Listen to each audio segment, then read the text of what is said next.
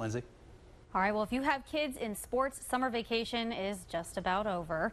Football practices and band camps are probably taking up most of their time right now. And with the summer heat, you want your kids to stay safe outside. So here with some tips on how to do that is Akron Children's Injury Prevention Coordinator, Stephanie Weigel. Stephanie, thank you so much for coming in. Thanks for having me. Of course. So it's been pretty hot outside up until this weekend, really. We saw the bottom fall out. Yeah. What should kids do before they leave the house, though? Because we could see warmer temperatures again. So it's really important to stay hydrated all the time. So hydrating before we do activities is really important, and then wearing the appropriate clothes. So you want to stay covered so that you don't get sunburns, but you want it to be lightweight and breathable. You don't want to have heavy, thick fabrics on when you're going out to do practice or band camp or anything like that. Yeah, you always have to think ahead when it comes to picking out your wardrobe, maybe like a dry fit or something will work out. Yep. Okay, so it hasn't been as hot as last summer, but we're still seeing temps in the 80s, and we could see some humidity coming up, in the next few weeks as they practice outside. How do they stay hydrated, especially when they're doing the band and the football practices? So the National Association of Athletic Trainers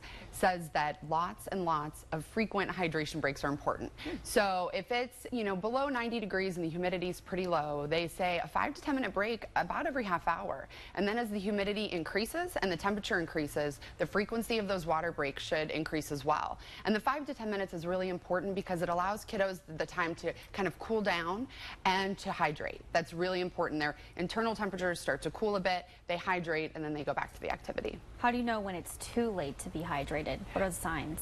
So if dehydration is starting, you're going to start to see fatigue. You're going to start to see dry lips, a dry tongue, things like that, excessive thirst. Those are all indications that dehydration is starting to set in, and it's very important that that child starts to hydrate, takes a rest, and maybe is done with practice for the day. That's something up to the coach and the athletic trainer, but they really need to be mindful that that child needs to hydrate, take a break, and then they can kind of revisit their condition to see if they can go back out and practice or play. How much water should they pack in a water bottle? Like, what size should they take with them? You know what? They should bring a big water bottle and fill it regularly. So, drink it, drink it, drink it. There's no set amount because it's kind of based on your height, your weight, the humidity, the heat, all of those factors, but just continuously drinking throughout those activities is absolutely paramount.